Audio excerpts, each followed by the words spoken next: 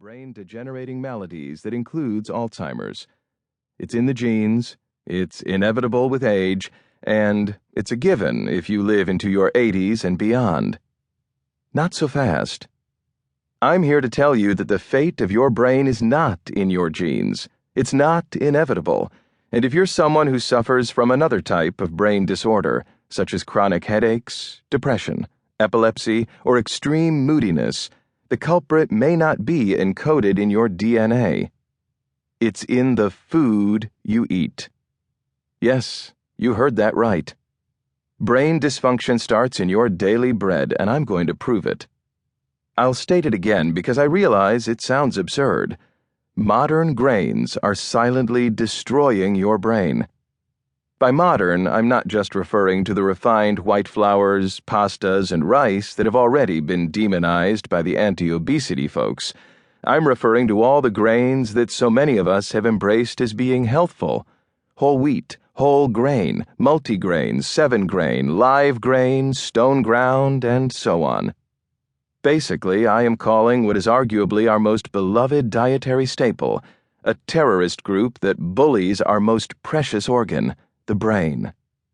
I will demonstrate how fruit and other carbohydrates could be health hazards with far-reaching consequences that not only will wreak physical havoc on your brain, but also will accelerate your body's aging process from the inside out. This isn't science fiction, it's now documented fact. It is my objective in writing Grain Brain to provide information that is sound and based on evolutionary, modern scientific, and physiological perspectives. This book goes outside the box of the layman's accepted dogma and away from vested corporate interests. It proposes a new way of understanding the root cause of brain disease and offers a promising message of hope. Brain disease can be largely prevented through the choices you make in life. So, if you haven't figured it out by now, I'll be crystal clear. This is not just another diet book or generic how-to guide to all things preventive health. This is a game changer.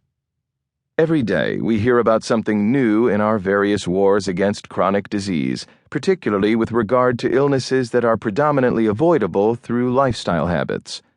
You'd have to be living under a rock not to know that we are getting fatter and fatter every year, despite all the information sold to us about how to stay slim and trim. You'd also be hard-pressed to find someone who doesn't know about our soaring rates of type 2 diabetes, or the fact that heart disease is our #1 killer, trailed closely by cancer. Eat your vegetables, brush your teeth, sweat once in a while, get plenty of rest, don't smoke, laugh more. There are certain tenets to health that are pretty commonsensical and that we all know we should practice routinely.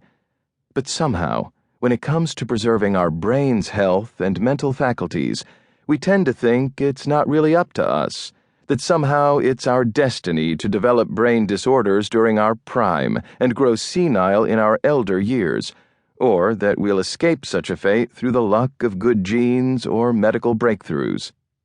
Certainly, we would probably do well to stay mentally engaged after retirement, complete crossword puzzles, keep reading, and go to museums.